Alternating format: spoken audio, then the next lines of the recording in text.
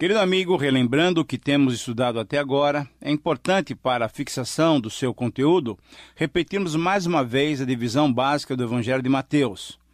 Então veja só, além da introdução no capítulo 1, temos a infância de Jesus no capítulo 2, o ano de preparação no capítulo 3:1 até 4:11, o ano de popularidade que vai de Mateus 4:12 a 13:58.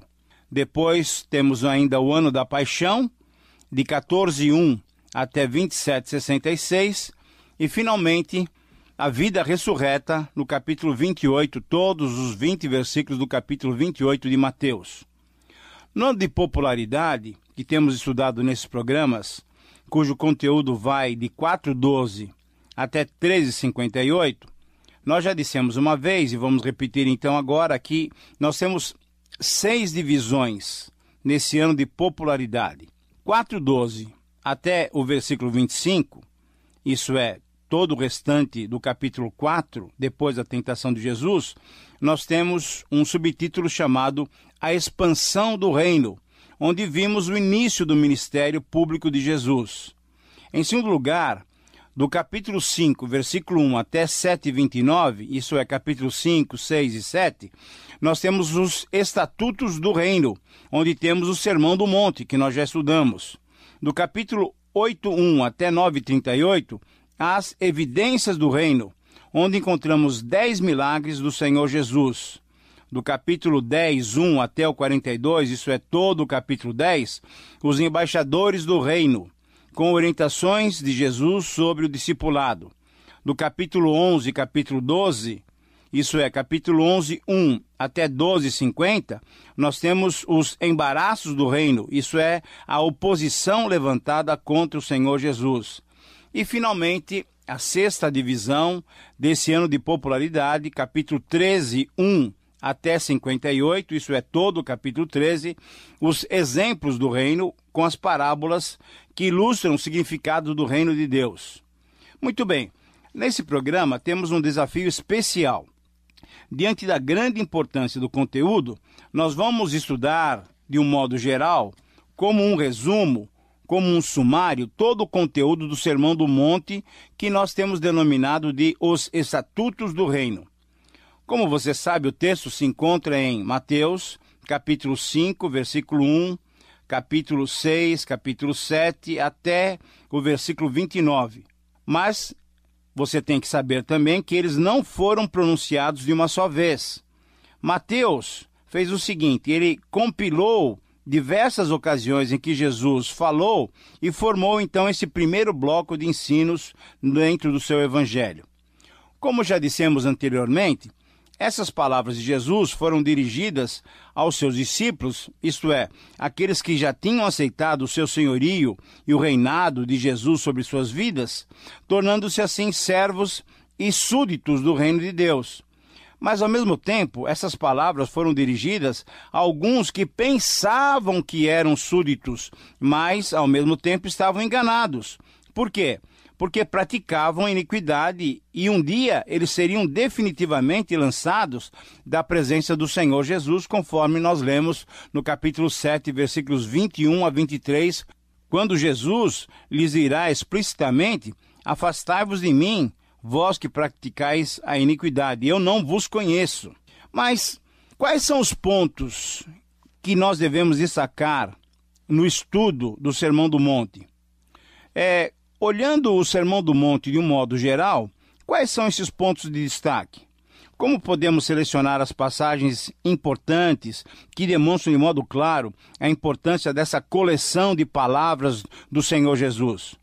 Muito bem, temos que inicialmente perceber que a riqueza do material que compõe essa coletânea de ditos de Jesus é tão grande que todos os cristãos verdadeiramente famintos e sedentos de conhecer melhor a palavra de Deus, que revela o que ele pensa, deveriam memorizar esse conteúdo nos seus corações e mentes, sabendo que eles podem transformar os seus pensamentos e os seus comportamentos. Então, o grande desafio para nós é irmos memorizando paulatinamente todo esse Sermão do Monte. Nessas passagens, por exemplo, encontramos descrições, encontramos declarações, decretos, desafios, demandas.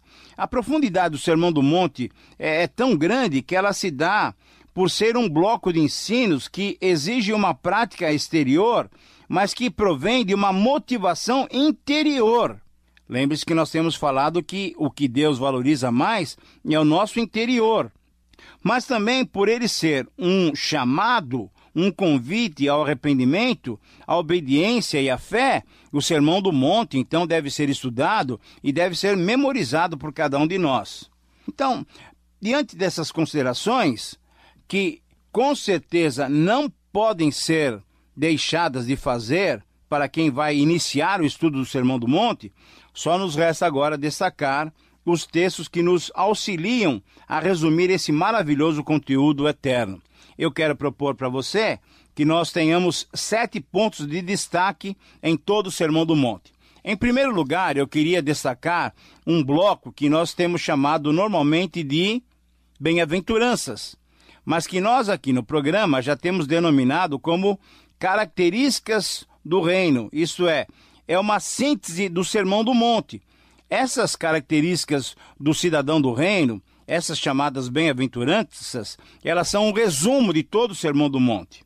Então vamos observar alguns detalhes importantes com relação a esses versículos do capítulo 5, 13 a 12. Enquanto o Sermão do Monte, veja só, é o resumo da vida cristã, as bem-aventuranças ou as características do cidadão do reino são o resumo do Sermão do Monte. Essa expressão bem-aventurança, usada 9 vezes nesses versos iniciais, ela tem significado felicidade celeste, isso é, felicidade ou alegria que é fruto do Espírito e que independe das circunstâncias. Um outro destaque com relação a esse grupo de versículos é que nós temos que considerar em relação a essas características é que todas elas são para todos os verdadeiros súditos do reino. Isso é, não são apenas algumas características para alguns cristãos, são todas elas para todos aqueles que são verdadeiramente súditos do reino. E em quarto lugar, não temos nessas bem-aventuranças ou nessas características tendências naturais, nada tendo a ver com a índole ou com o temperamento do indivíduo. Ao contrário, elas são manifestações sobrenaturais da graça de Deus em nossas vidas. E elas são produzidas pelo Espírito Santo, diante da nossa abertura à sua ação amorosa e poderosa em nós. Então, a pergunta que se faz agora é, você se lembra do significado de cada uma delas? Vamos então recordar para que você possa colocá-las em prática no seu viver diário. Primeira delas, ser pobre de espírito. Significa o quê? Reconhecer a nossa incapacidade de salvar-nos. Então, dependendo completamente, eu e você, dependendo completamente da graça de Deus, é o passo que nos leva à salvação. Em segundo lugar, chorar é o profundo arrependimento pelos nossos pecados que nós mesmos cometemos, pois eles ferem o coração de Deus. É arrepender-se pelos nossos próprios pecados e também por aqueles pecados que outros cometeram, mas que ofendem também o coração de Deus. Em terceiro lugar, ser manso significa o quê? Entregar completamente a vida a Deus. É reconhecer que não é nada meu, que eu não tenho nada, que nós não temos nada, tudo é de Deus. Ser manso é servir. Só Ele tem direito. O nosso direito é trabalhar, é servir as pessoas. Ter fome e sede de justiça, em quarto lugar, é desejar ansiosamente ser semelhante a Jesus Cristo. Por quê? Porque ele era justo, então é desejar agir de modo justo e reto, como Jesus agiu. Em quinto lugar, ser misericordioso é repassar o perdão que Deus nos deu àqueles que nos ofendem. Isso é, diante da misericórdia divina, nós devemos agir misericordiosamente para com todos. Em sexto lugar, uma outra característica do cidadão do reino é ser limpo de coração. Significa ser sincero, transparente, ter um desejo só, falar com um só sentido, com uma só motivação. Isso é, ter consciência limpa diante de Deus e diante dos homens. Em sétimo lugar, ser pacificador. Significa ter um caráter de um promotor da paz. Isso é, promover a paz entre Deus e os homens e entre os homens e os homens. Só aquele que já se reconciliou com Deus tem essa possibilidade de ser um promotor da paz. E, finalmente, a última característica desses primeiros 12 versículos do capítulo 5 de Mateus é ser perseguido e injuriado. Significa o quê? Significa que eu e você devemos ter uma vida tão correta que, pelo padrão de nossas vidas, de vida justa, nós vamos condenar o mundo só pelo nosso viver, pelo nosso comportamento, pela nossa característica, provocando então no mundo uma rejeição e aí a perseguição à nossa existência. Na verdade, querido amigo, essas características não podem se tornar uma lei para nós e também não podem ser um meio de conquistarmos a salvação, de jeito nenhum, de forma alguma.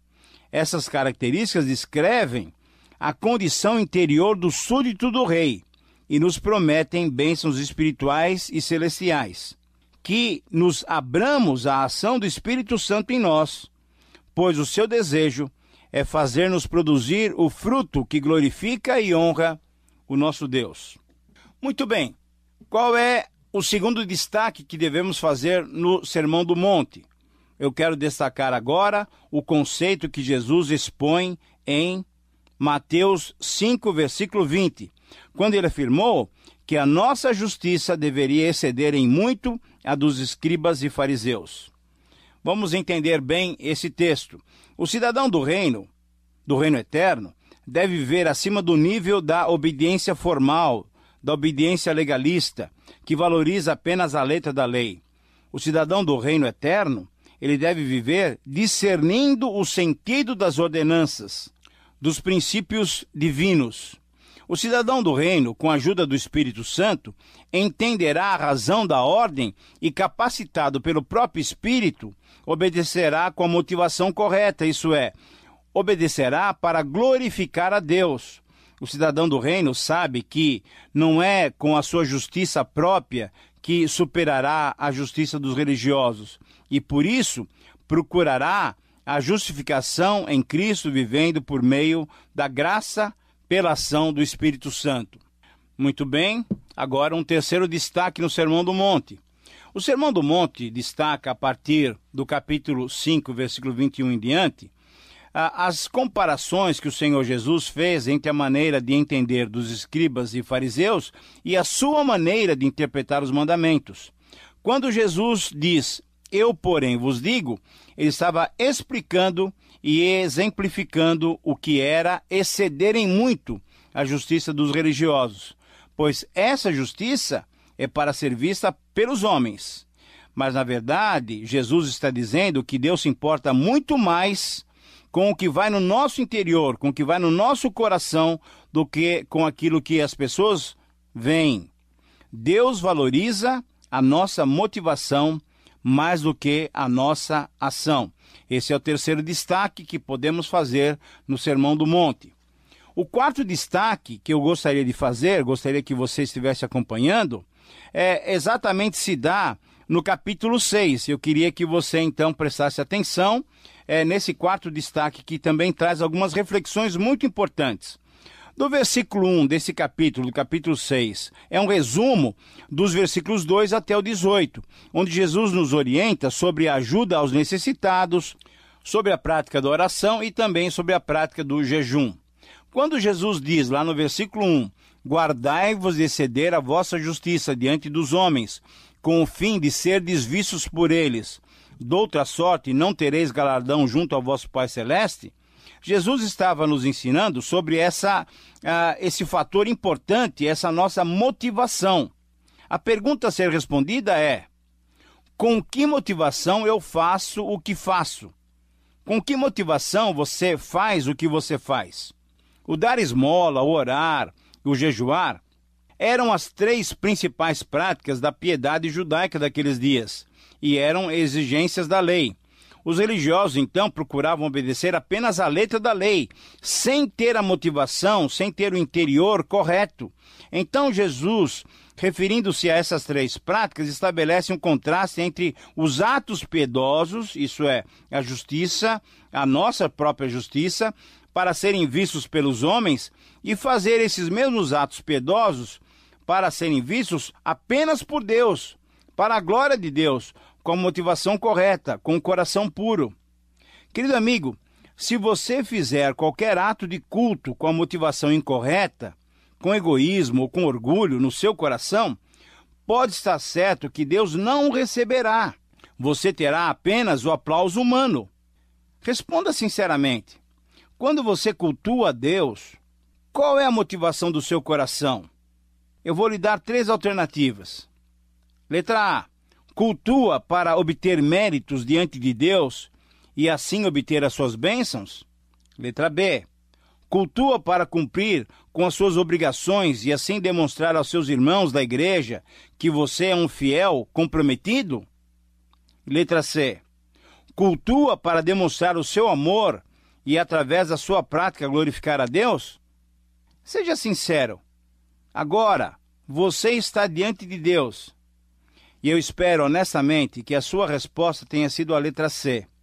Faça tudo por amor a Deus, tenha atitudes que glorifiquem o santo nome do Senhor. Na verdade, tenha atitudes tais que em sua vida o nome de Deus seja santificado. 5º destaque no Sermão do Monte. E é esse um dos pedidos que o nome do Senhor seja santificado, da oração do Pai Nosso. E em relação a essa oração, que devemos destacar então, em 5º lugar, uma passagem do Sermão do Monte. Essas expressões não podem ser apenas um amontoado de palavras memorizadas. Sem a devida atenção, sem que tenhamos intenção de dizer com o coração aquilo que os nossos lábios estão pronunciando. Nessa oração, Jesus está mostrando tudo o que pedimos deve ter base nessas primeiras frases. Santificado seja o teu nome, venha o teu reino e seja feita a tua vontade assim na terra como é feita no céu. Quando pedimos o pão diário, quando pedimos o perdão das nossas dívidas, isso é, dos nossos pecados, quando pedimos para que Ele não nos deixe cair em tentação, quando pedimos que Ele nos livre do maligno, na verdade estamos santificando o nome de Deus. Estamos reconhecendo a sua soberania e o seu poder. Estamos pedindo a implantação do seu reino aqui no mundo e especificamente em nossas vidas.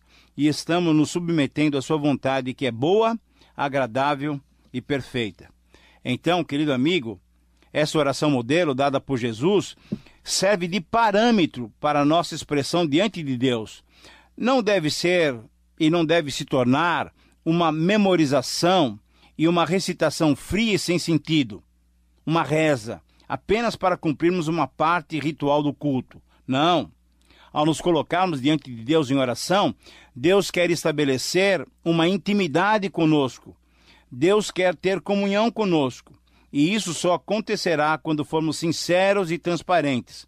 Quando o nosso interior, e não apenas o nosso exterior, for bonito, agradável, primeiramente a Deus e depois, como consequência, aos homens também, para que glorifiquem a Deus que está no céu. Meu desejo sincero é que esses estudos o ajudem a ter uma vida agradável a Deus. Em 6º lugar, eu queria apresentar ainda um outro destaque no capítulo 6, no Sermão do Monte. Capítulo 6 de Mateus, então, revela, nos versos 19 a 34, um 6º destaque que podemos fazer nesse resumo do Sermão do Monte.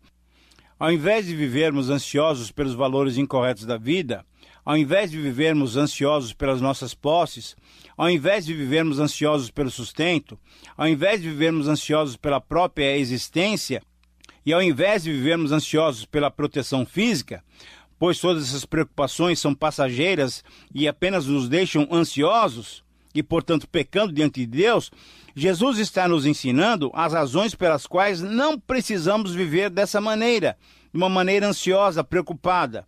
Além de considerarmos apenas o ensino de Jesus, essas palavras são de fato uma ordem. Não andeis ansiosos, não vos inquieteis. Está muito claro isso no versículo 25 e 31. E as razões para não vivermos assim preocupados ou ansiosos são pelo menos 3. Primeira, essa é uma atitude peculiar dos gentios, daqueles que não conhecem a Deus. Segundo, o amanhã trará suas próprias dificuldades, então não precisamos nos preocupar com o amanhã. E terceiro, a ansiedade é uma demonstração total de falta de fé em Deus. Ora, ao invés desse comportamento de incredulidade, de ansiedade, Jesus propõe um outro tipo de vida, uma outra conduta mais adequada ao cidadão do reino. Buscai em primeiro lugar, isto é, tenham como máxima prioridade, tenham como prioridade total em suas vidas o quê? Buscar o reino de Deus. Isto é, buscar o senhorio e o reinado de Jesus sobre as nossas vidas, através da ação do Espírito Santo. O princípio é o da substituição. Nada deve substituir Deus em nossas vidas. E, em segundo lugar, nós devemos buscar a sua justiça, isso é, buscar a qualidade de ser reto, de ser justo. Não é suficiente a observância à letra da lei. É preciso observar o espírito da lei. E agora, finalmente, chegamos ao 7º destaque. Nós queremos, então, olhar para o capítulo 7. No versículo 12 do capítulo 7 de Mateus, nós temos uma regra áurea. Tudo o que quereis que os homens vos façam, assim fazei-o também vós a eles. Esse é um ideal demais, alto demais, e exige percorrer o caminho estreito da entrega pessoal, da renúncia de si mesmo. Mas esse é um caminho, e somente nesse caminho conduz à porta estreita. Veja só. Caminhando pela estrada difícil, entrando pela porta estreita, se alcança a vida eterna, se alcança o reino de Deus, pois não há como voltar para o caminho largo e espaçoso. Não há possibilidade de retorno. O que torna esse caminho estreito difícil é que, por ele, a existência de falsos mestres está infestada, e nós temos que ter discernimento para perceber quem são eles. Muitos são os que se iludem e depois têm suas vidas desperdiçadas, perdidas. Por isso Jesus diz no final do capítulo 7 que nós devemos ter muito cuidado, porque um dia será um dia definitivo. Nós poderemos ouvir, vem bem-estar, servo bom e fiel, ou afastem-se de mim, porque vocês têm praticado iniquidade. Querido amigo, nós terminamos esse programa e queremos pedir sobre você a bênção do Senhor.